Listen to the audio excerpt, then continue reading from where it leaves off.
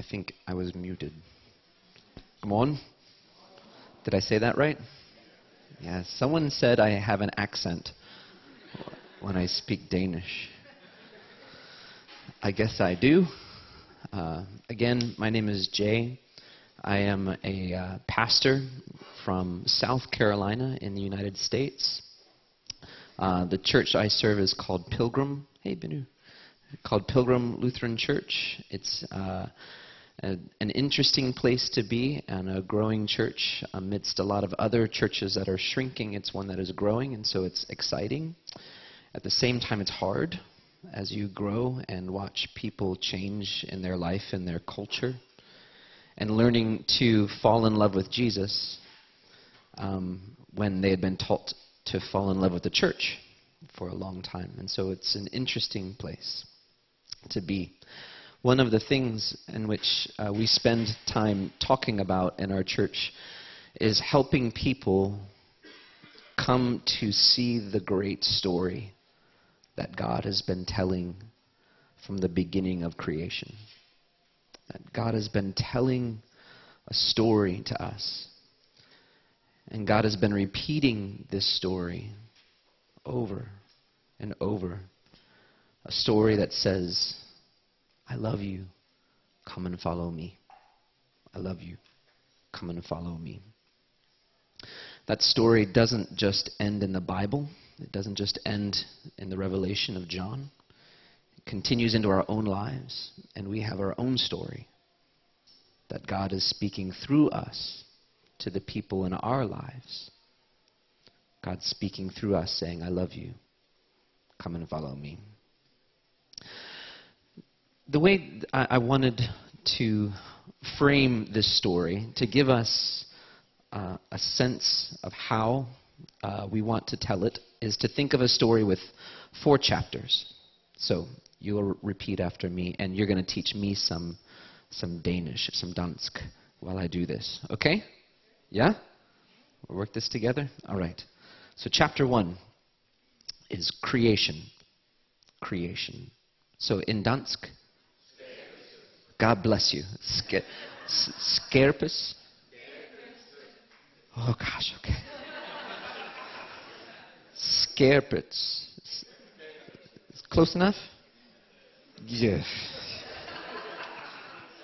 So creation. So chapter 1, creation. Chapter 2, the fall. Fælde. Syndfælde. Syndfælde. So sinful. So syndfælde. Okay. So. Oh gosh. Skabelse.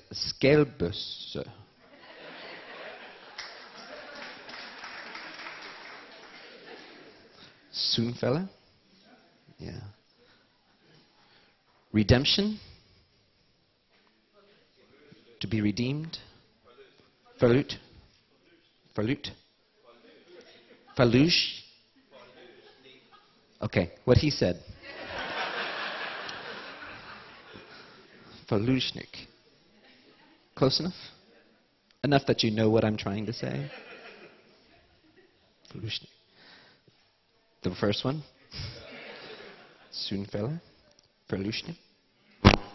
God bless you. And restoration. What? Oh gosh, this is getting worse. Genoprettelse. Yeah? Okay.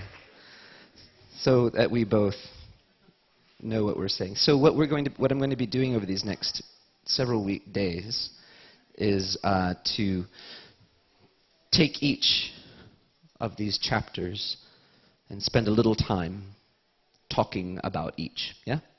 So today, creation. I love the theme, 24/7. It fits very good with creation. Yeah? And the sense of God making the world. If you have brought your Bibles, I hope you did, we'll be in what we call Genesis. I think you call it Første Mosebok. Is that something like that? Yeah. And just at that first chapter, and you're going to be teaching me a little bit of dansk again with this, because there will be... I'll ask you to repeat in Danish. There's a phrase. I'm going to read it all in English, but at the end of each day, it says in English, and there was evening, and there was morning, the first day. But you'll say it I'll say it in English, and you'll say it in dansk. And dansk, yeah? Okay. And also it says, and in every place it says, and God saw that the light was good. Good. But when we say good, I say it in English, but when you say in America, when something's good, you don't say, that was good. You say, that was good.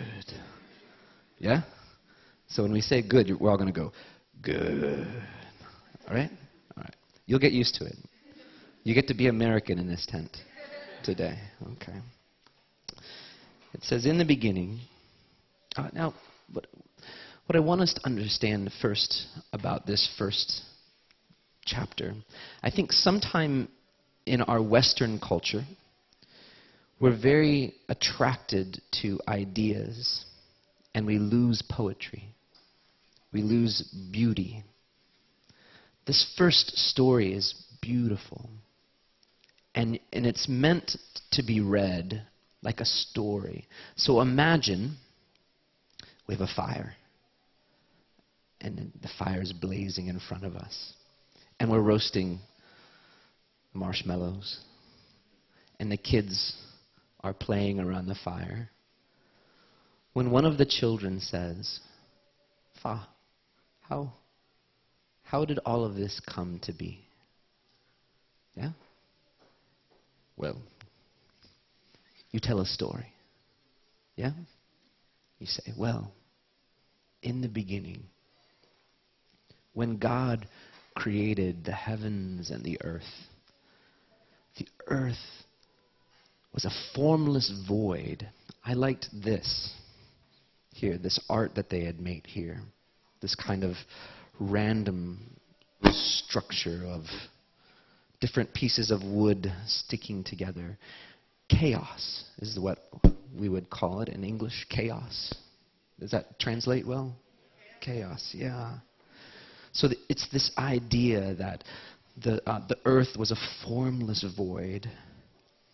And it says, and darkness covered the face of the deep. Now the deep refers to the sea, the ocean. Now they didn't know, of course, the earth was round. But the ocean was a dangerous place. And it's hard to know what's down at the bottom of that. And so it was mysterious. It was unknown. It was chaotic. And so God's Spirit, it says, swept over this chaos. So over all of that chaos, over all this chaos, it said God's Spirit, His breath, came swept across it and said, let there be light. So this word goes out. Let there be light. And there was light. And God saw that the light was good. See, isn't that better than like, good? Yeah, okay. Can you see God? All right, good, check. Next. But instead it says God saw the light and said, oh, this is good. This is good. God saw the light was good, and God separated light from darkness. And God called the light day, and the darkness He called night. In English, and there was evening, and there was morning the first day. In dansk? Wonderful.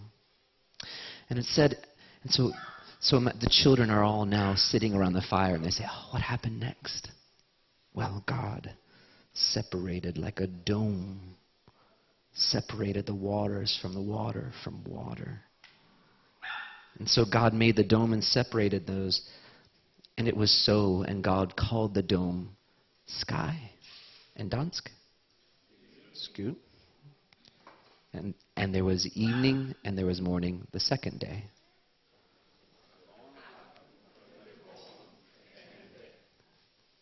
Good.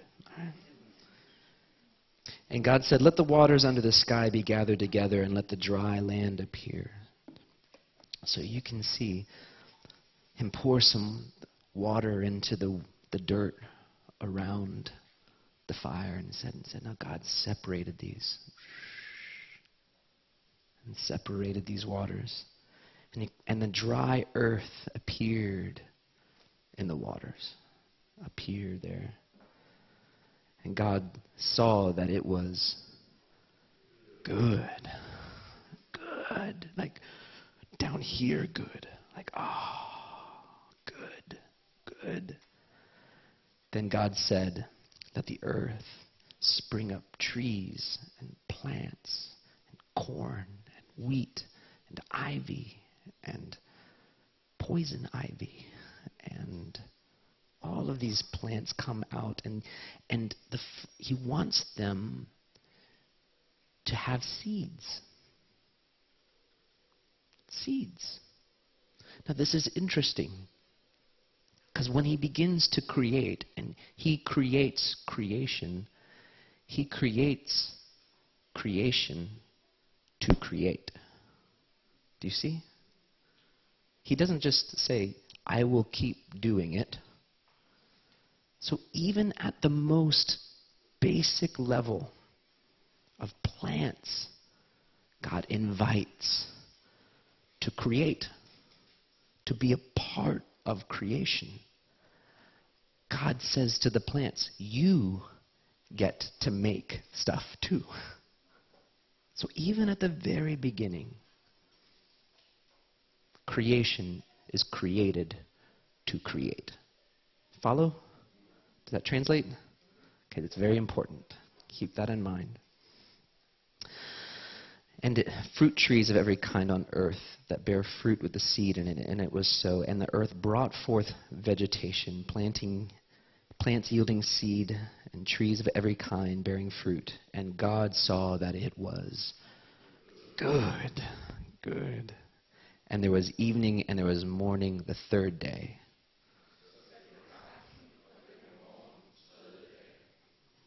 Wonderful. And God said, so fire spreads the waters. The children are all watching. And then he looks up into the sky at all the stars. And he says, now let there be lights in the dome of the sky. Lights that separate the day from the night, so that there would be years and seasons. Now, seasons are important then, because seasons go through this cycle of birth, life, death, birth, life, death. Yes? So God not only invites the plants to be created to create. Even the seasons themselves are in a constant story of death, life, rebirth. Constant story. And let them be lights in the dome of the sky to give light upon the earth. And it was so. And God gave them two great lights. The greater light to rule the day and the lesser light to rule the night. God set them in the dome of the sky to give light upon the earth, to rule over the day and over the night, to separate the light from the darkness. And God saw that it was good. And there was evening and there was morning the fourth day. In dansk.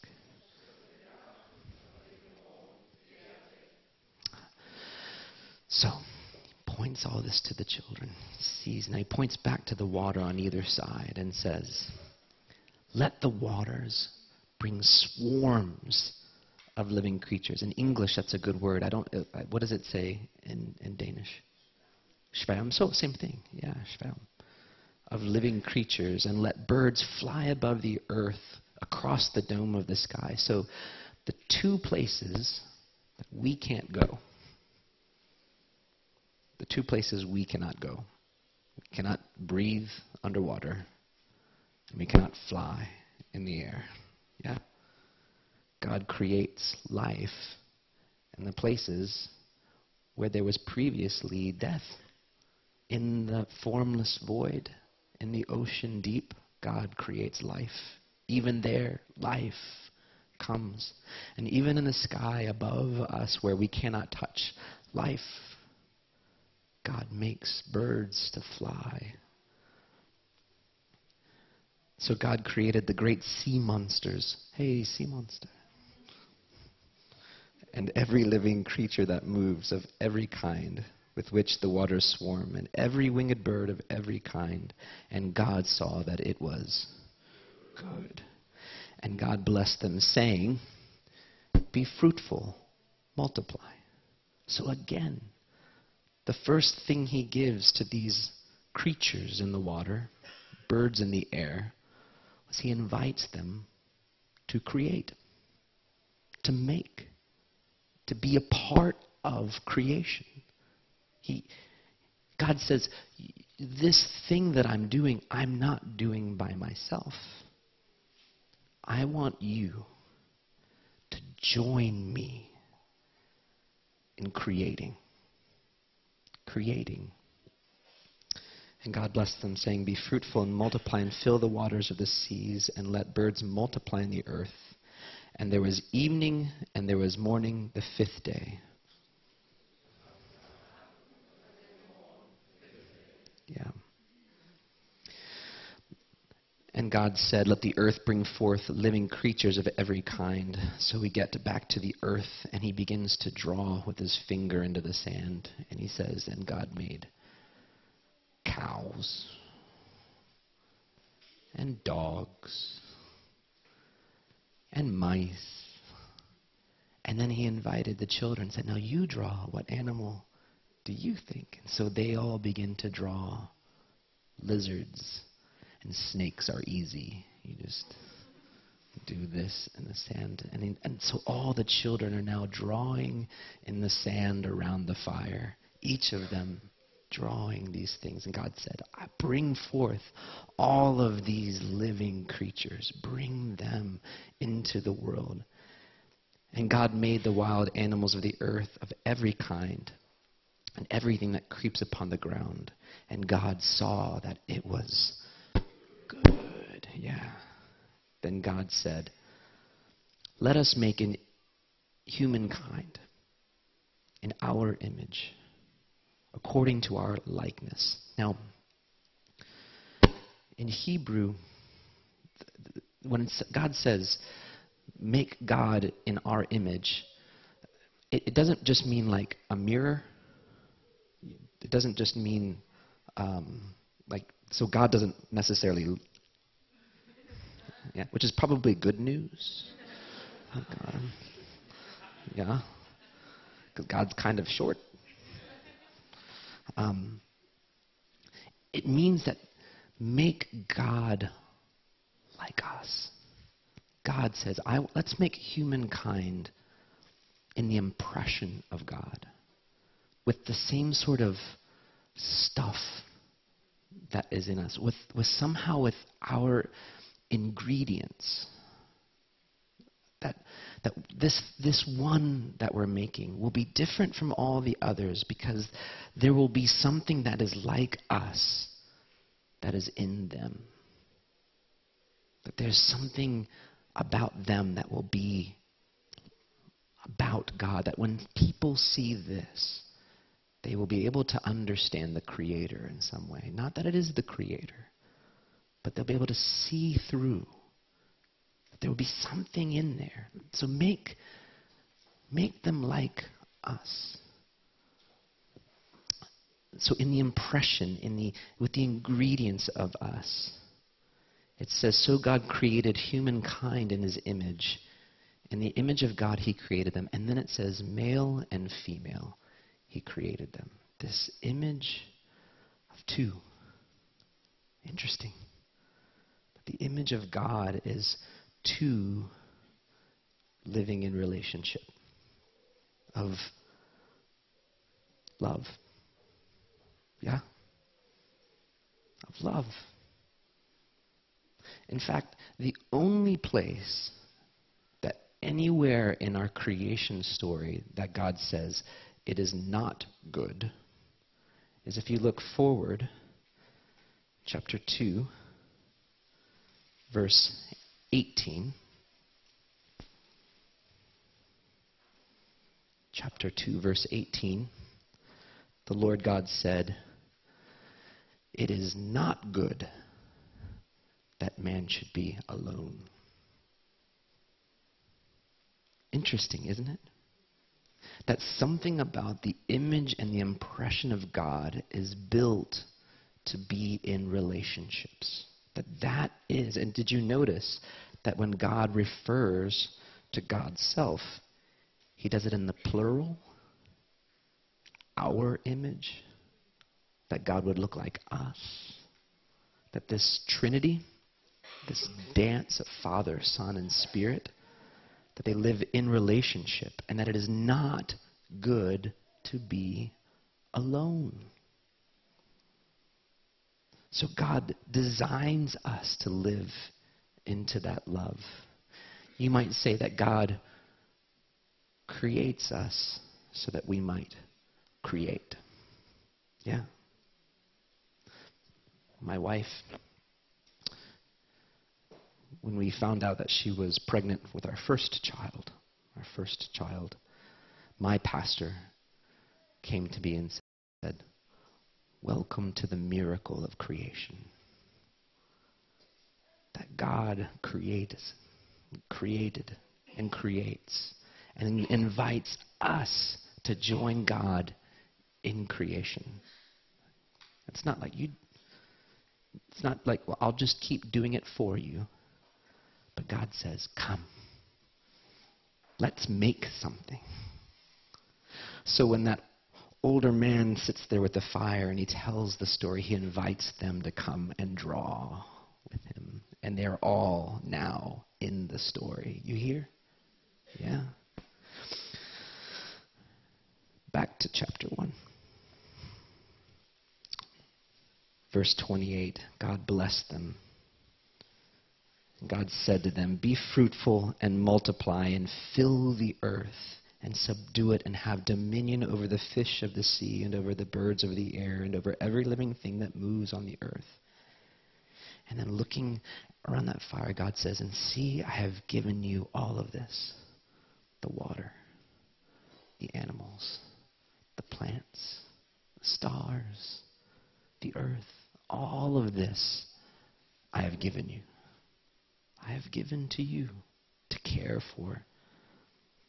And to every beast of the earth, and to every bird of the air, and to everything that creeps, I have given every green plant for food." And God saw everything he made, really big, and indeed it was very good. Now this was the big one, that very, it's called the emphatic. In Hebrew it's tov tov. When it's all up to here, it's just been tov, good. But this time it's like tov tov. Good. This is very good. And there was morning the sixth day. And there was evening, and there was morning the sixth day. Yeah. So what does God do on the seventh day? He takes a nap. There's a children's song that we sing in the U.S. It's a great song. I'll sing just a line. It goes, "On the first day, God said, why all this dark? God said, why not a spark? God said, why not a shark? Wait, that's later. On the second day."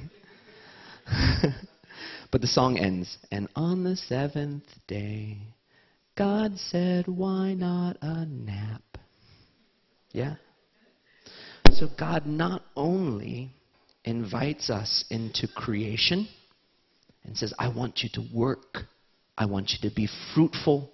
I want you to multiply. I want you to create. But then God also says, and I want you to rest. I want you to be. I have a question for you.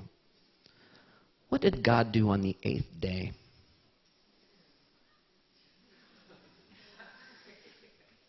Have you ever thought about that? Or do you think God is in this perpetual nap? That God's like,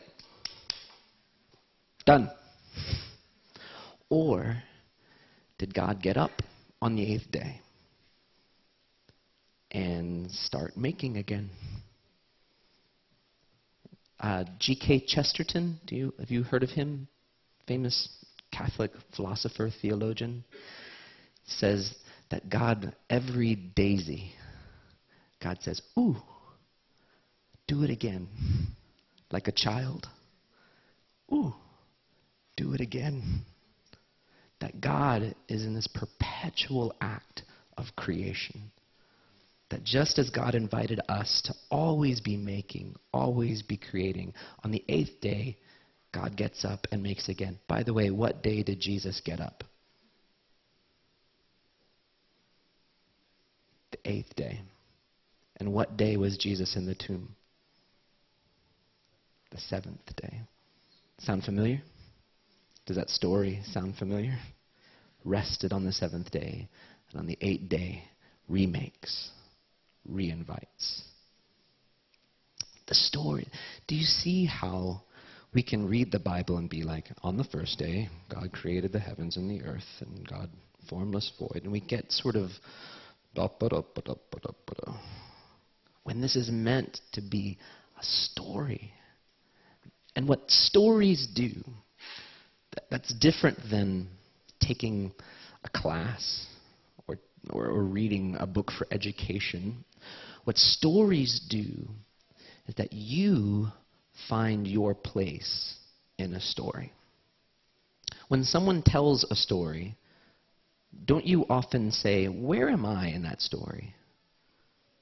Where did you find yourself? Were you the one telling the story to the children?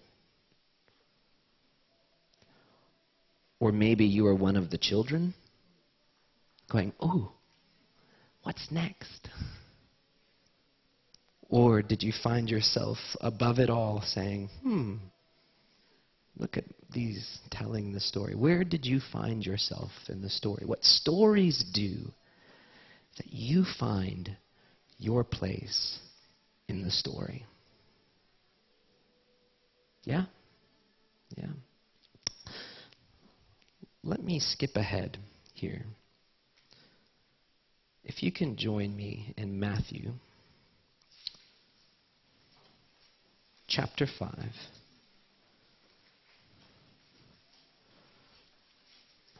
Verse 14.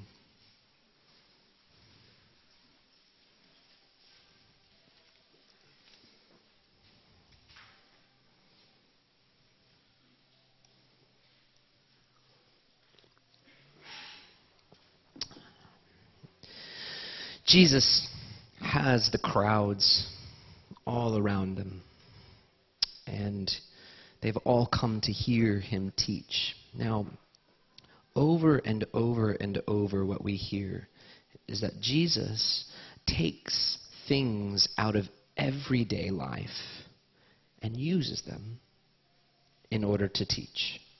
So things you and I would see, Jesus sees them for greater purpose. So he says to them in chapter 5, verse 14, he says, you are the light of the world. You are the light of the world. A city built on a hill can't be hidden, right? You can't hide a city on top of a hill. Yes? It's kind of silly. And no one lights a candle and then covers it with a basket. Yeah?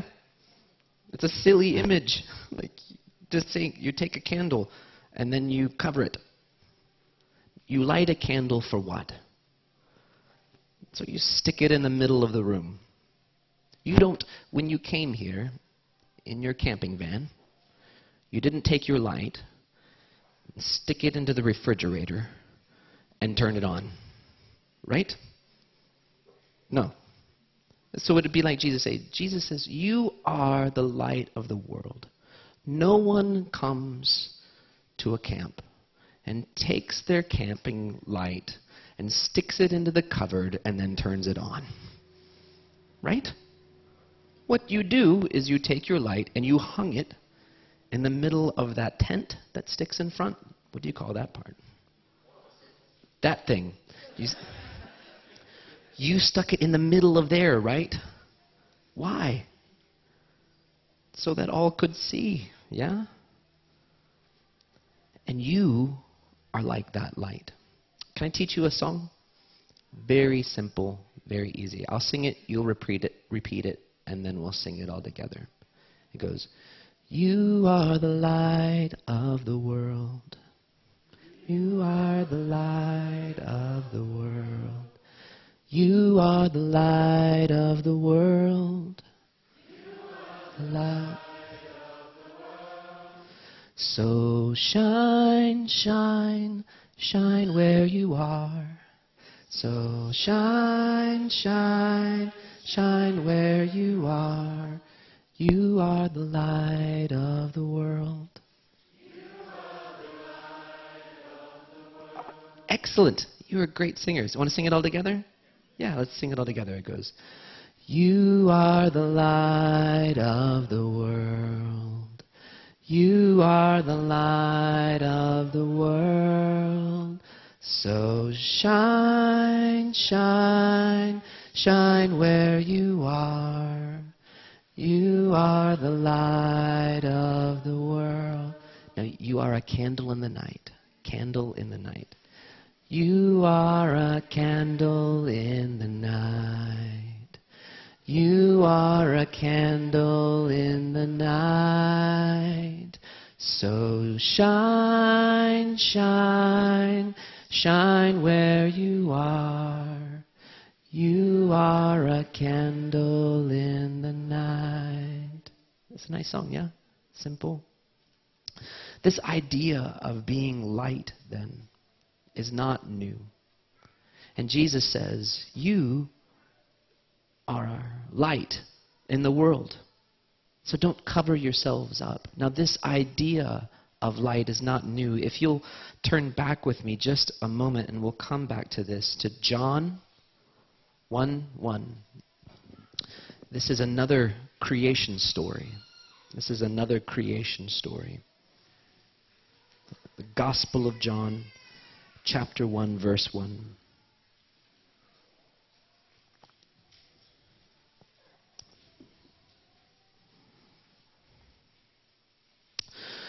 So we've just heard in the first Mose book, yeah? In the beginning, the earth was a formless void. So John begins the same way. John says, in the beginning. And then he uses an interesting phrase. It says, in the beginning was the Word. The Word. This idea of the Word is that command, the thing that comes out. So you might think of an army officer, who gives a command. Can you separate that command from the officer? The command is something about that officer which orders the army, yeah? So, in the beginning, God gave a word and said, let there be light, yeah? And what's great is that the universe obeyed. The universe said, light, light. And so Jesus is now saying that John is now saying Jesus is that word, that thing that comes out from God, that orders the universe. So we're going to do this like we do with my children at home. When we read, when we're teaching my children scripture, we use motions or we use sounds to help them remember. Yeah, sort of like I did with good. Yeah, but this is more fun and less Danish, so exciting for you all. So every time we get to the word, you've got to go word. All right. So in the beginning was the word. Excellent. The second one is God. And so every time we get to God, you say, ah. Okay. So I say, and the word was with God. Yeah, thank you for the hands. That's how that you could tell the non-Danish ones to the Danish ones. They put their hand, yeah. The next one is light. And when you do light, I want you to go, psh. Okay, ready? So light. And then the last one is darkness. You go, boo. Okay, so let's practice that. Word, word. God, ah. Light, psh. Darkness, boo. Okay, so I won a bet that I could make you all do this. All right. So in the beginning was the Word. Word. And the Word was with God. Ah. And the Word was God. Ah. He was in the beginning with God. And all things came into being through him. And without him, not one thing came into being. What has come into being in him was life, and the life was the light of all people. And the light shines in the darkness, boo, and the darkness, boo, did not overcome it. Yeah? Isn't that good? Yeah. Do that. There are a lot, mothers, fathers here, yes? Do that with your children. Try that with your children and watch them.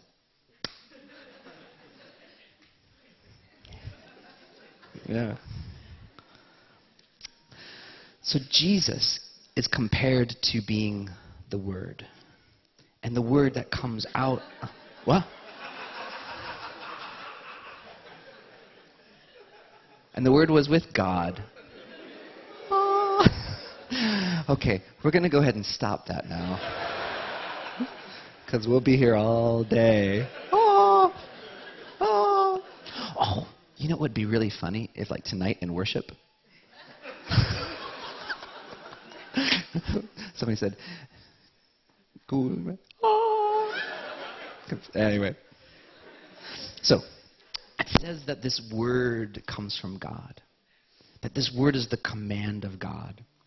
And it goes into the world. And it says the very first thing that God makes is light. Yeah. The very first thing. It says light. That the very word becomes then, as it says here, the very word becomes light in the darkness. Becomes light. How many of you, when you were little, had a night light in your room? Do you use those as children? Yeah. And wouldn't you, when you were going to sleep, watch the light? You would almost look at the light as you were going to sleep, yes? And if the bulb in the night light burned out, go to Mom, Dad, my light, I need light. Yeah. So that light was light in the darkness. Now here's something that I love about light. Darkness has never put out a candle. Right? It sounds silly saying it, doesn't it? You can't take dark and go and put out the light, yes? Light always wins. Light always beats darkness. It's like playing rock, paper, scissors. And light is always rock, and darkness is always scissors.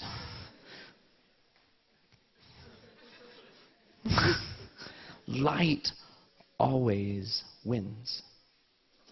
So Jesus, it says, the light shines in the darkness, and the darkness did not put out the light. And then back to that text in Matthew 5. Now he says, now you are the light of the world. Now remember, creation, that word I can't say. That one, creation. God created us to create, yes? Invited us. And God gave us the stuff to look like, to behave like God, to have that love in the world, to be in relationship. And so when Jesus says, I am the light, and the stuff I have in creation I give to you, therefore you are light. And just as Jesus says, I shine, so the whole world can see. You can't hide a city on a hill. You don't light a candle and put it in a bucket. You don't take a lamp and stick it in the refrigerator. Just as Jesus shines, he says, now you shine. You shine. I have created you to create. I have created you to join me. God says, I have made you to join me in being light for the world. Each of us have something in us that wants to make. Maybe it's just at our work. Maybe it's in our home. Maybe it is art. But there's something deep inside of us. There's something in us that we want to join God. We want to make good stuff. Yes? There's something in us that says, let's do something. Let's work together. If you have ever been unemployed, and we have unemployment in America at a different level than you have here, those women, those men who come to me in my church who are unemployed, they're not looking just for a paycheck, although that's nice and that helps. They often talk about how that thing that's inside them that wants to do something, they want purpose in their life, that gives them a reason for waking up in the morning to do something. That is God's impression in you, asking you to come make. I have a friend, he was in Minnesota, and he's crazy, so he's moving all the way to South Carolina to come to my church. So he's moving this summer. And he had been working for a bank. He'd been working for a bank for many years in mortgages, helping people with houses, when suddenly his job was cut. So he lost his job. He has a young son named Sawyer, a beautiful little boy, and his wife is a teacher. So his wife went to teach every day, and he was home with his son. And he was telling me, I couldn't just sit there. I can't just rest. I did it for about a month, and then I was like, ah. So what he started to do was working out. You know what I mean? And I didn't know this. And the last time I saw him, I was like, whoa, man. What happened to you? He's like, what? What? Like, well, you used to be like. And now you're like. It's like. He's like, I couldn't just sit there. I had to do something. I had to have purpose, a reason for being. That is God's impression in him that you have too. Yes? Don't you feel that? Like that there's something in you that says, I want to do. I want to do good. I want to do right. I want meaning.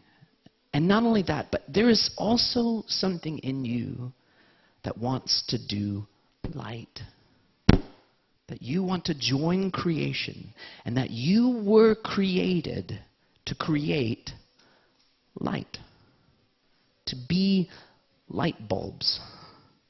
To shine where you are. You were created for that. And you know that because when you see on television something bad, don't you say, I would not do that. I know better. I want more than that. I want good in the world. Yes? Isn't our first gut reaction is to say no when we see bad news on the television? We say no. There must be more. There must be good. There must be light in the world. That is God's impression, created in you, made in you to be light for the world. Are you following? Yeah? Yeah. So when we think of this sense of what we were created, so chapter 1, creation, chapter 1. It's to remember this, first of all, that God made you, and God said that it was good. That you're not a mistake. That you're not. Something important told me once by a friend is that grace, nåde, is not tolerance. Does that word translate? Grace is perfect, accepting, holy love. Yeah? That you're not tolerated. God's like, oh, okay, well, fine. Yeah. God says, you are good. And I have made you. The second thing about creation, I have made you so that you can make. I have created you to create. There's something in us that wants to create, that wants to make, that wants to do right, that we want to make stuff. No one feels good just sitting for the rest of their life. They want to make. And the third thing is that we want to make light. There's something in us that we want to be light for the world. That we want to create and to do good for the world. That's the first chapter. Creation. That word, creation. Yeah. Tomorrow, we'll talk about then Sunvel. We'll talk about how all that we want to do good, how we don't always get there, and how we struggle with that, and how all that we were made to do, somehow we've fallen short. So we'll talk about that tomorrow, yeah? All right. Can you pray with me, please? Father, thank you for making the world, for creating and shaping stars and planets, earth and sea, creatures, birds. And God, thank you for making us, for imprinting in us your love, your desire to do light, and a desire to make good things in the world. God, as we go through our day today, give us joy to settle in your spirit that whispers to us that we are good, that we are good. God, lead us this day and protect us in your name.